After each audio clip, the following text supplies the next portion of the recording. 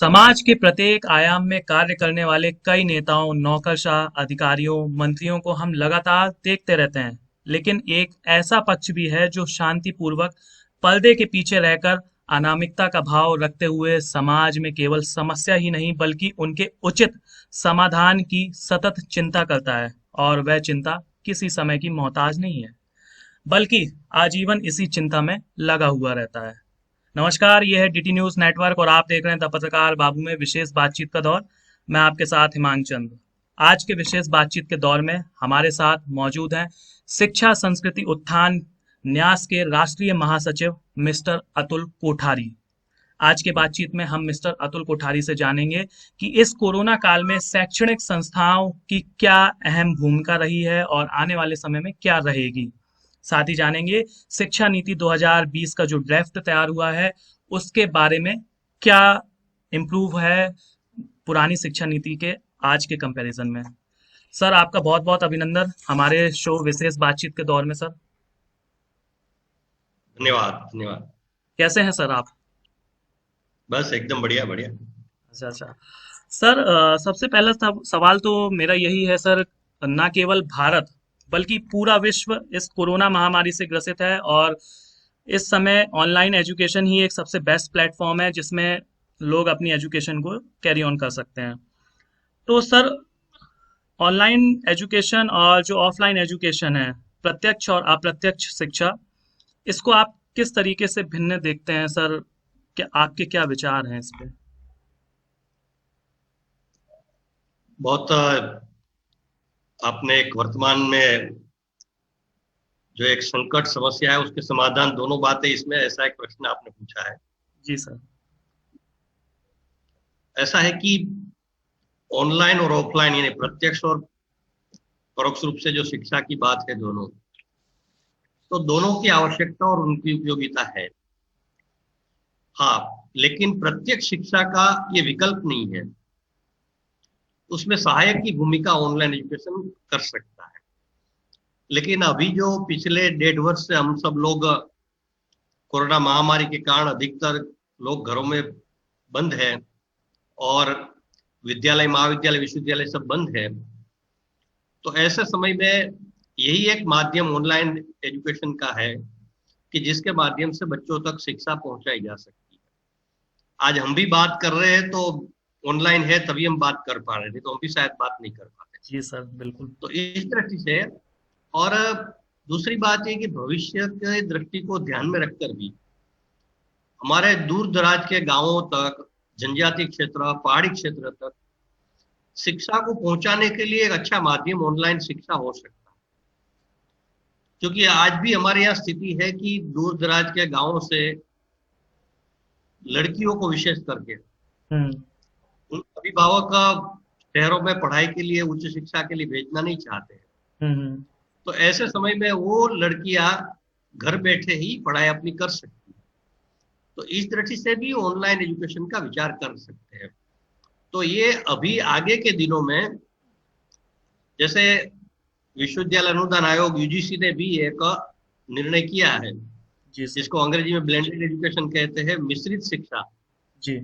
कि 60% offline 40% online, ऐसा एक प्रपोजल यूजीसी ने रखा है। तो आगे के दिनों में ये एक नया आयाम अपने साथ जुड़ जाएगा।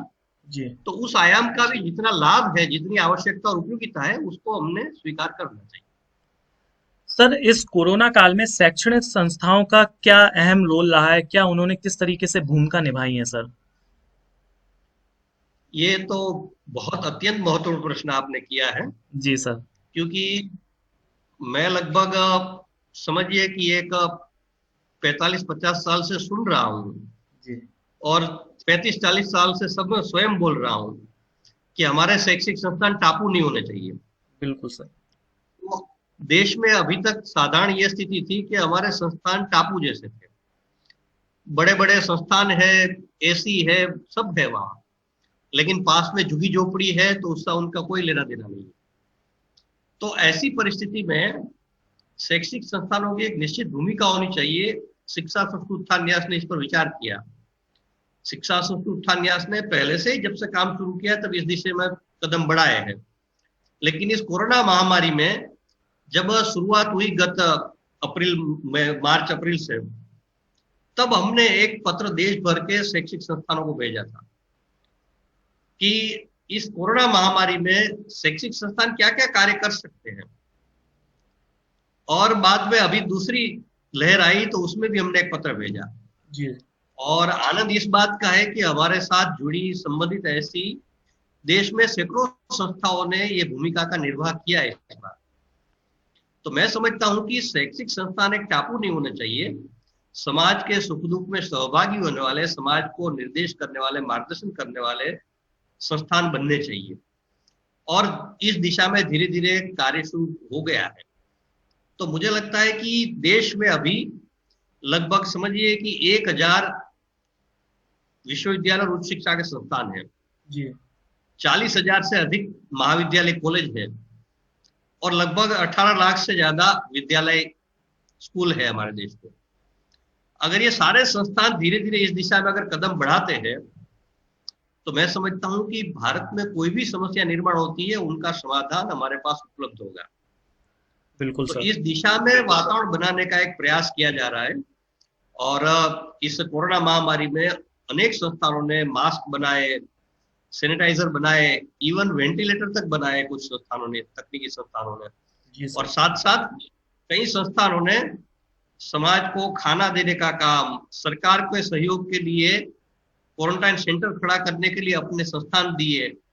तो इस प्रकार के बहुत सारे शैक्षिक संस्थानों ने काम प्रारंभ किया है। तो मुझे लगता है कि बहुत उचित दिशा में ये कार्य आगे बढ़ रहा है। तो जी शैक्षिक संस्थानों की एक जो निश्चित भूमिका हमारे देश में पहले थी पूर्व में, लेकिन पिछले 200 साल से गायब हो गई थी, तो फिर से उनको पुनर्स्थापित करने का एक सुंदर अवसर ये प्राप्त हुआ है और ये कार्य प्रारंभ हो गया है। बिल्कुल सर, ये अभी कुछ दिन पहले एक केस देखने को भी मिला था कि आईआईटी खड़गपुर पुर के एक प्रोफेसर ने पॉकेट वेंटिलेटर बनाया था। जो एक पॉकेट वेंटिलेटर का काम था कि अगर कोई ऑक्सीजन से जूझ रहा है तो कम से कम उसको ऑक्सीजन, कुछ लिमिटेड ऑक्सीजन तो सप्लाई हो ही सकती है। तो ये वास्तव में कुछ शैक्षणिक संस्थाओं ने महत्वपूर्ण कदम उठाए हैं इस कोरोना के समय में। सर दो प्रकार की उनकी भूमिका हो सकती है। जी सर। एक है सामाजिक भूमिका और दूसरी शैक्षिक भूमिका। जी सर।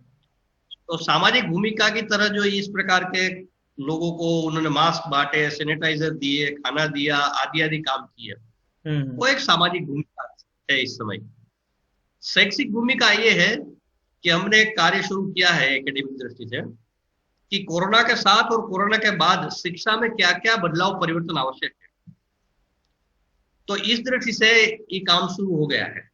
जैसा आपने एक उदाहरण दिया, ऐसे कुछ संस्थानों ने स्वयं वेंटिलेटर बनाकर, आईआईटी ने वेंटिलेटर बनाकर एम्स को दिए। दक्षिण भारत में एक इंजीनियरिंग कॉलेज ने नर्स का कार्य करने वाले रोबोट बनाकर दिया। बिल्कुल सर। ट्रिपल आईटी भागलपुर ने, उन्होंने एक ऐप तैयार किया है कि जो कोरोना की जांच कर सके। अभी वो आईसीएमआर के उसमें गया है, तो फाइनल पास हो जाएगा तो आ जाएगा। तो ऐसे बहुत सारे संस्थानों ने, तो ये एक बहुत बड़ी चुनौती, चैलेंज है हमारे सामने कोरोना की। बिल्कुल सर। लेकिन हमारा तो ध्येय वाक्य है कि समस्या नहीं समाधान की चर्चा करो। तो चुनौती को अवसर में बदलना, यही मनुष्य जीवन की सार्थकता है। बिल्कुल सर, मैं तो आपकी इस बात से बिल्कुल एग्री हूँ। चुनौती को तो मात करना ही है, हम्म। लेकिन इसको एक अवसर के रूप में भी देखना है। जी तो सर। इस माध्यम से हमारे शैक्षिक संस्थानों में जो अभी तक काम नहीं हो रहा था, ऐसे रिसर्च का, इनोवेशन का काम धीरे धीरे प्रारंभ हुआ है, उसको गति देना। कि जो जो संस्थान, अपनी अपनी संस्थान की अलग अलग प्रकृति रहती है, अलग अलग उनके पाठ्यक्रम है, तो उसके अनुसार वो सामाजिक दृष्टिकोण से, देश की आवश्यकता की दृष्टि से, लोकल नीड, स्थानीय आवश्यकता की दृष्टि से इस प्रकार का इनोवेशन, नवाचार और शोध, ये रिसर्च के माध्यम से बहुत बड़ा योगदान देश को दे सकते हैं। तो ये दोनों प्रकार की भूमिका शैक्षिक संस्थानों की अच्छी तरह से आगे बढ़नी चाहिए। सर आपने शुरुआत में एक बात कही थी कि ऑनलाइन एजुकेशन से हमारे जो समाज में जो लड़कियां होती हैं उनको बाहर नहीं भेजा जाता है, कुछ समाज में ऐसा है। ये बात बिल्कुल सत्य है सर। लेकिन सर ऑनलाइन एजुकेशन कोरोना काल में एक ज्यादातर लोग ऑनलाइन एजुकेशन को ही फॉलो कर रहे हैं। लेकिन सर ये काफी हद तक एक्स्ट्रा करिकुलर जो एक्टिविटीज होती हैं बच्चों को और नैतिक मूल्य शिक्षा होती है उससे वंचित कर रहे हैं। तो ये सब सभी पक्षों की किस तरीके से भरपाई हो पाएगी सर? बहुत ठीक बात आपने कही है। इसमें दो प्रकार की बात है कि संपूर्ण जो प्रत्यक्ष शिक्षा का विकल्प, तो मैंने पहले ही कहा, ऑनलाइन एजुकेशन नहीं हो सकता, जी सर। परंतु विकल्प खड़े किए जा सकते हैं। थोड़ा हमारे यहाँ उस पर अभी काम करने की आवश्यकता है। हमने ऑनलाइन एजुकेशन पर भी कई प्रकार के वेबिनार सेमिनार किए हमने, जी। और इस दिशा में काम आगे बढ़ा रहे हैं। अभी 10 जुलाई को ही आईआईटी खड़गपुर में हम साथ मिलकर एक राष्ट्रीय वेबिनार कर रहे हैं वहां। जी। इसका विषय ऑनलाइन एजुकेशन एक प्रमुख विषय है। जी सर। तो ऑनलाइन एजुकेशन जैसे एक्स्ट्रा करिकुलर एक्टिविटी जिसको कहते हैं सहशैक्षिक गतिविधियां बच्चों के विकास के लिए, वो भी हो सकती है। जैसे हम लोगों ने वैदिक गणित हम पर काम कर रहे हैं, तो वैदिक गणित के ऑनलाइन क्लासेस हमने पहले जो लॉकडाउन था तब चलाए, तो आपको आश्चर्य होगा 92,000 छात्र ने उसमें सहभागिता की, और तो भारत के नहीं, कुछ विदेश के बाद छात्र भी इसमें जुड़े। अच्छा। हमने बाबा साहब आम्बेडकर की जन्म जयंती पर एक 5 ही दिन का समय हमारे पास था, और हमने घोषणा की कि गत साल तो अपनी से शुरू हुआ था लॉकडाउन, तो हमने 8-9 तारीख को ही वेबसाइट पर डाला, और हमने विद्यालय के बच्चों के पास बाबा साहब आम्बेडकर के चित्र मंगाए और उनकी एक प्रतियोगिता की। 87,000 चित्र पेंटिंग्स हमारे पास बच्चों ने भेज दिए, सिर्फ 80 5 दिन में। 87,000। 87,000।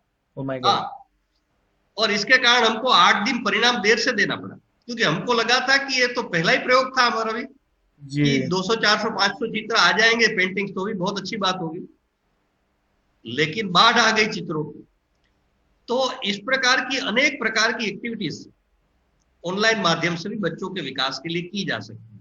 जी सर। जैसे हमने एक कार्यक्रम और लिया कि इस कोरोना काल में बच्चे घर में रहकर क्या क्या काम कर सकते हैं, हम्म। क्या क्या एक्टिविटीज कर सकते हैं। तो इस पर हमने जब एक वेबिनार आयोजित किया ऑनलाइन, और हमने प्रश्न मंगाए बच्चों से पहले, तो लगभग 4,500 बच्चों ने इसमें रजिस्ट्रेशन किया था। हम्म। आपको आश्चर्य होगा, 2,000 से अधिक बच्चों ने प्रश्न पूछे थे। अच्छा। तो हाँ, और उस प्रश्न का हमने बाइफर्केशन करके लगभग 12-13 प्रकार के प्रश्न बनते थे सारे मिलाकर, और उसके प्रत्यक्ष एक एक छात्र को प्रश्न पूछने का हमने मौका दिया। अवसर भी दिया।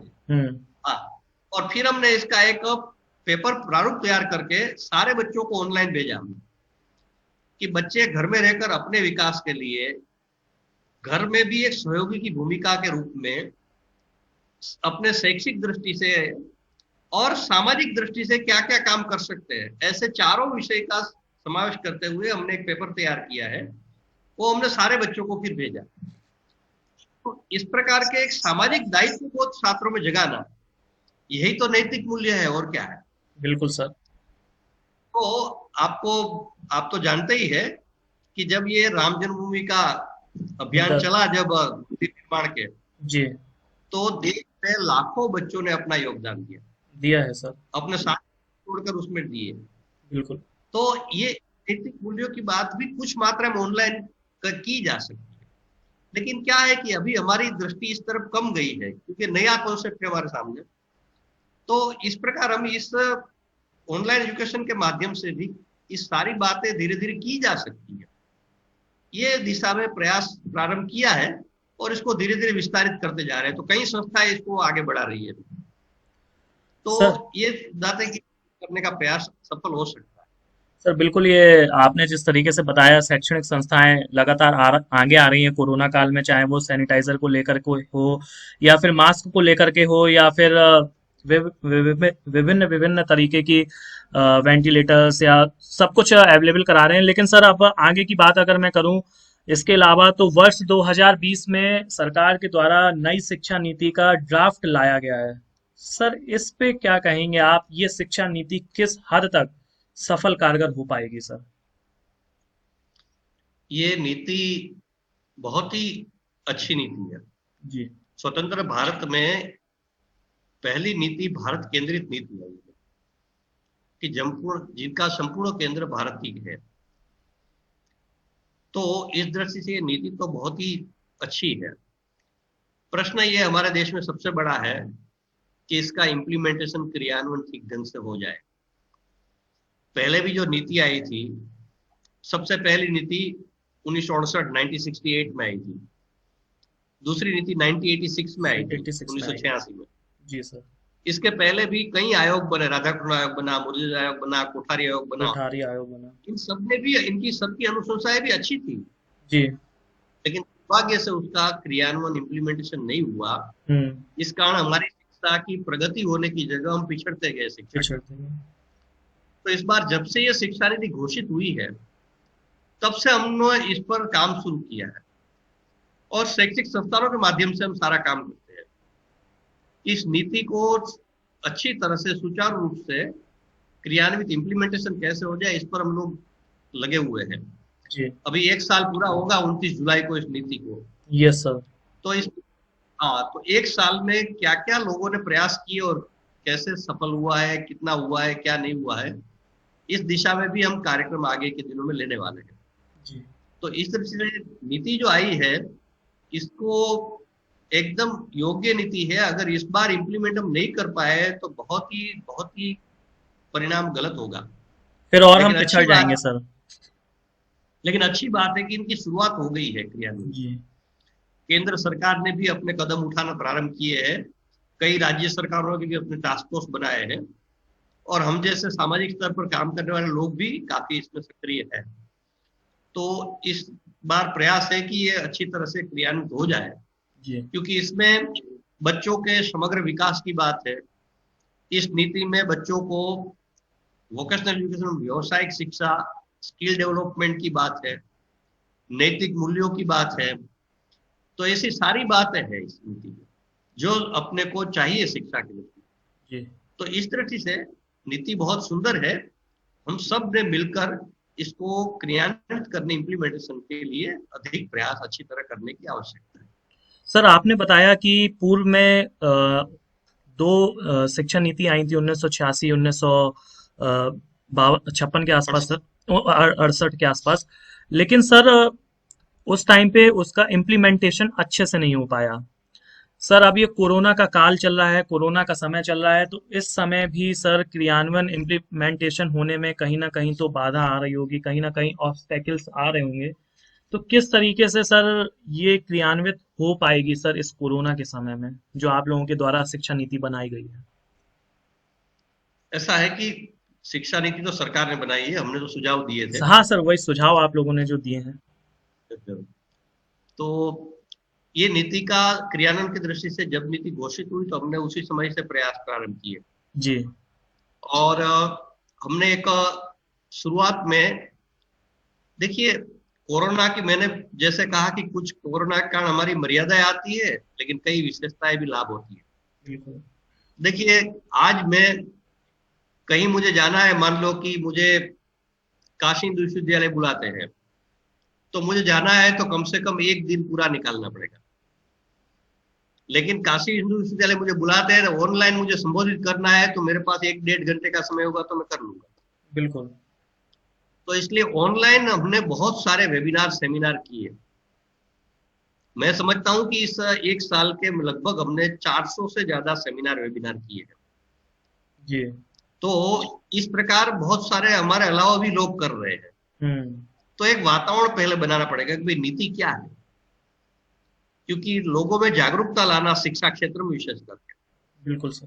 तो पहला काम हम ये लोग हम कर रहे हैं। दूसरा हम ये काम भी कर रहे हैं कि साथ साथ इसका विशेष करके शिक्षक, प्रोफेसर इसका अध्ययन अच्छी तरह करें, इसका भी हम प्रयास कर रहे हैं।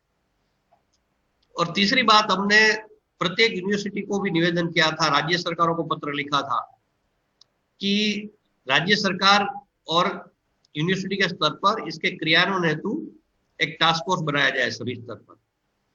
तो अधिकतर राज्य सरकारों ने काम किया है और देश के बहुत सारे विश्वविद्यालयों ने भी इस दिशा में, विश्वविद्यालयों ने, IIT, NIT सब लोगों ने काम किया है।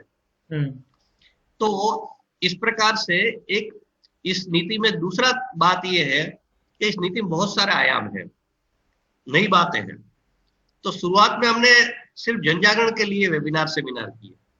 सेकंड स्टेज में हमने इसमें जो नए नए इश्यू है, जो जैसे मल्टी डिसिप्लिनरी अप्रोच है, स्किल डेवलपमेंट की बात है, तो ऐसी अनेक नई बातें जो है, विद्यालय स्तर पर भी ढांचा पूरा बदलने की बात है, पूरी पेडेगोजी यानी जो पढ़ाने की पद्धतियां बदलने की बात है। तो इन सब विषय लेकर हम लोग काम कर रहे हैं जी कि शिक्षक ये बातों को ठीक ढंग से समझे। जी तो अभी देश में इस पर ब्रेनस्टॉर्मिंग चल रहा है, और इसका कुछ न कुछ बातें जो उनके हाथ में है विश्वविद्यालयों के, उन्होंने क्रियान्वयन भी कई विश्वविद्यालयों ने प्रारंभ कर दिया है। तो इस दृष्टि से कोरोना की एक स्थिति के कारण कुछ मुश्किल तो जरूर है, लेकिन साथ साथ ये ऑनलाइन के कारण एक अवसर भी है बिल्कुल। कि हम एक दिन में एक स्थान पर जाते थे, इसके बदले एक दिन में हम 2-3 जगह भी ऑनलाइन के माध्यम से संबोधित कर सकते हैं, भाग ले सकते कुल मिला के सर ये हैं। तो कोरोना सर कुल हाँ मिला जी, के ये कोरोना ने एक प्रॉब्लम को अवसर में बदल दिया है। आप ये कहना चाह रहे हैं सर इससे? देखिए कोरोना ने नहीं बदला है, हम्म। बदलने का काम हमारा है जी। कि मनुष्य की जो मानसिकता है वो मुख्य विषय है। हम्म। जैसे हम मुझे मालूम है कि कोरोना का पहला जो कार्यकाल जब शुरू हुआ था, तो 23 मार्च से लॉकडाउन शुरू हुआ था, और हम लोगों ने मैंने तुरंत 23 मार्च को ही एक देश भर के हमारे कार्यकर्ताओं का एक व्हाट्सएप समूह बनाया। तुरंत मैंने अप्रैल शुरू में एक देश भर के बड़े बड़े शिक्षाविदों का एक व्हाट्सएप समूह बनाया, और हमने विचार किया कि भाई लोग चिंतित थे कि क्या करें घर में रहकर, सब दिग्भ्रमित थे। तो ऐसे समय में हमने सोचा कि ये हमारा एक दायित्व बनता है कि समाज को विशेष करके शिक्षा क्षेत्र को योग्य दिशा देना, जी। और इस दिशा में काम प्रारंभ किया हमने। तो सब लोग धीरे धीरे करने लगे फिर बाद में। तो नहीं तो क्या है, लोग साधारण लोगों का क्या स्वभाव रहता है, अरे समस्या आ गई, संकट आ गया, क्या करें, मर गए, अभी तो कुछ नहीं हो सकता है, वगैरह वगैरह। जी। जैसे मैंने एक मित्र को फोन किया, मैं हर दिन 8-10 लोगों को फोन करता था खास इस दिन उन दिनों में। तो उन्होंने कहा कि भाई साहब, मैंने कहा क्या कर रहे हो अभी, तो कि भाई साहब वही प्रश्न है, बस घर में कभी टीवी देखते हैं, कभी मैं मेरा लैपटॉप लेकर बैठ जाता हूँ, बच्चे अपने लैपटॉप पर बैठ जाते हैं। तो मैंने कहा कि और बहुत कुछ किया जा सकता है, तो मैंने कुछ उदाहरण दिए उनको फोन पर। तो उन्होंने कहा भाई साहब आप कुछ हमको लिखित में देंगे क्या? तो मैंने एक पेपर तैयार किया था, जी। तो उनको भेजा। तो बाद में मुझे उनका फोन आया 2 दिन के बाद कि भाई साहब अभी 6 महीने तक लॉकडाउन रहे तो मुझे कोई चिंता नहीं है, मैं सब बहुत कुछ करूंगा, आपने भेजा है। जी। जी। तो ये जो है कि जब संकट आता है, समस्या सामने खड़ी होती है, कोई चुनौती आता है, तब उसकी और एक सकारात्मक दृष्टि से देखने का नजरिया अगर निर्माण हो जाता है, बिल्कुल।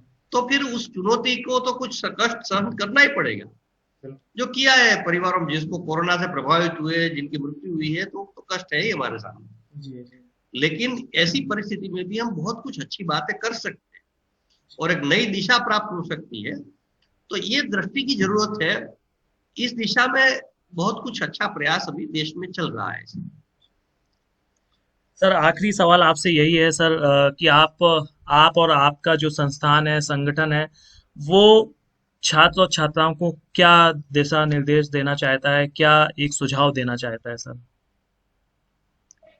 अभी जब लगभग पिछले 1.5 साल से सारा शैक्षिक कार्य बंद है जी। प्रत्यक्ष रूप से, 2 साल से परीक्षाएं लगभग नहीं हुई है, तो हमारे यहाँ तो परीक्षा ही सर्वस्व है। जी सर। जब एग्जाम होती है तो तभी सब हम। कुछ करने लगते हैं, बिल्कुल। जब परीक्षा नहीं होती है तो सब लोग सो जाते हैं। जी। तो ऐसे समय में बहुत बड़ा नुकसान हमारा शैक्षिक कार्य का हो रहा है। बच्चे बहुत शिक्षण की दृष्टि से पिछड़ जाएंगे, और इस कारण देश की शिक्षा भी पिछड़ जाएगी, क्योंकि मैं भुक्तभोगी हूँ। जी। जी। मैंने 73 में हमारी परीक्षा नहीं हुई थी, तब जब गुजरात में नवनिर्माण आंदोलन चला था, तो 1 साल हमारी परीक्षा नहीं हुई थी। तो मुझे आज तक इसका परिणाम भुगतना पड़ रहा है। तो मैं चाहता हूं कि हमारे देश के छात्र ये गलत परिणाम न भुगते। बिल्कुल सर। तो इस दृष्टि से शिक्षण कार्य बंद है, भले परीक्षाएं नहीं हो रही है, लेकिन हमने शैक्षिक संस्थानों को भी आह्वान किया है और आगे इस दिशा में हम ठोस काम भी शुरू किया है कि परीक्षा न हो कोई बात नहीं, लेकिन मूल्यांकन इवेल्यूशन तो हो सकता है सारे बच्चों का। तो एक मूल्यांकन इवेल्यूशन की दृष्टि से सभी शैक्षिक संस्थानों में कार्य प्रारंभ करना चाहिए। तो बच्चे घर में फिर से पढ़ना शुरू हो जाएगा, शिक्षण कार्य शुरू हो जाएगा, माँ बाप भी काम शुरू कर देंगे, बच्चे की चिंता करने लगेंगे। बिल्कुल। और हमने इस प्रकार मूल्यांकन का चार्ट बनाए हैं कि बच्चे अपना मूल्यांकन स्वयं करें, इनके अभिभावक बच्चों का मूल्यांकन करें और उनके शिक्षक भी बच्चों का मूल्यांकन करें। जी। तो ये तीनों प्रकार के लोग एक बच्चे पर ध्यान देंगे तो बच्चा फिर से जागरूक हो जाएगा शैक्षिक दृष्टि से। तो घर में बैठकर बच्चे शिक्षण कार्य चालू रखें। विद्यालय जाते थे तो रोज 4-5 घंटे जाते थे, 5 घंटे हो, तो अभी 5 घंटे नहीं, लेकिन घर में घंटे 2 घंटे अपना शिक्षण कार्य रोज करें, घर कैरी ऑन रखें। ये पहली बात है। साथ साथ शैक्षिक संस्थानों को भी इस दिशा में मूल्यांकन का कार्य सब प्रारंभ करें, तो जिससे एक निमित्त मिल जाता है और बच्चों का सही मूल्यांकन भी आगे बढ़ेगा। जो एक शिक्षा नीति में कहा है कि समग्रता की दृष्टि से मूल्यांकन होना चाहिए, तो इस दिशा में भी एक शिक्षा नीति के क्रियान्वयन का भी एक कार्य साथ साथ प्रारंभ हो जाए। और तीसरी बात है कि बच्चे घर में रहकर अपना दिन का समय पत्रक, टाइम टेबल बनाए रोज। जैसा आज शाम को है अभी, तो कल मुझे दिन भर क्या करना है उसका टाइम टेबल एक बनाए। ठीक है, आप टीवी देखिए, आप मोबाइल उपयोग करिए, मैं इनका प्रतिबंध नहीं रखता हूँ, लेकिन सुबह समय कुछ योग आसन प्राणायाम करना है, दिन में 2 घंटे सुबह, 1 घंटे शाम को, 1 घंटे पढ़ाई करनी है। कुछ हम लोग को जो जिसमें इंटरेस्ट है, चाहे संगीत में हो, चाहे पेंटिंग में हो, चाहे वैदिक गणित में हो, वो एक्टिविटीज रोज घंटे एक करनी है। रोज कुछ अच्छी क्षमा करिए, महापुरुषों के, विवेकानंद है, शिवाजी है, गुरु गोविंद सिंह है, ऐसे व्यक्तित्वों को किताबें पढ़ने का प्रयास जी। तो ऐसे पूरी एक टाइम टेबल दिन का बना ले। तो ये जो लॉकडाउन का और जब विद्यालय बंद है, ऐसे कार्यकाल उनके लिए नुकसानदेह नहीं, लेकिन उसके लिए आशीर्वाद बन सकते, अमृत का वरदान बन सकते हैं। हाँ, तो इस दिशा में प्रयास बच्चे भी करें और साथ साथ उसके अभिभावक और उनके शिक्षक भी इस दिशा में बच्चों को प्रेरित करेंगे। तो मुझे लगता है कि कोरोना काल भी उनके जीवन में एक माइलस्टोन साबित हो सकता है। तो यही मैं सारे छात्रों को निवेदन करना चाहता हूँ। तो ये थे हमारे साथ शिक्षा संस्कृति उत्थान न्यास के राष्ट्रीय महासचिव मिस्टर अतुल कोठारी। मिस्टर अतुल कोठारी ने साफ साफ कहा है कि शैक्षणिक जो संस्थाएं हैं वो लगातार इस कोविड काल में, चाहे वो मास्क हो, सैनिटाइजर हो या और भी भिन्न भिन्न जो इक्विपमेंट्स हैं उनको बना करके भेज रही हैं। साथ ही उन्होंने जो हमारे छात्र और छात्राएं हैं कक्षा 10वीं 12वीं के जिनके एग्जाम्स कैंसिल हो गए हैं, उनसे ये आह्वान किया है कि वो अभी भी अपनी जो शिक्षा है उसको कंटिन्यू रखें, ताकि ये जो समय है, कोविड का समय है, वो उनके लिए माइलस्टोन साबित हो सके। फिलहाल आज के हमारे शो विशेष बातचीत के दौर में इतना ही। अब हमारी और आपकी मुलाकात फिर से होगी जब हम आपको और भी इन्हीं तरह के और विशेष व्यक्तित्व, विशेष मेहमानों से रूबरू कराएंगे। तब तक के लिए आप स्वस्थ रहें, सुरक्षित रहें। साथ ही आप, हमारी डीटी न्यूज नेटवर्क टीम आपसे एक अपील करती है कि इस समय भारत कोविड की दूसरी लहर से गुजर रहा है और नीति आयोग के हिसाब से बहुत ही जल्द कोविड की तीसरी लहर दस्तक दे सकती है भारत में। तो इसलिए आप घर में रहें, सुरक्षित रहें और जब भी आप घर से बाहर निकलें तो हैंड सैनिटाइजर का इस्तेमाल करें और मास्क जरूर लगाएं। साथ ही सोशल डिस्टेंसिंग को फॉलो करें।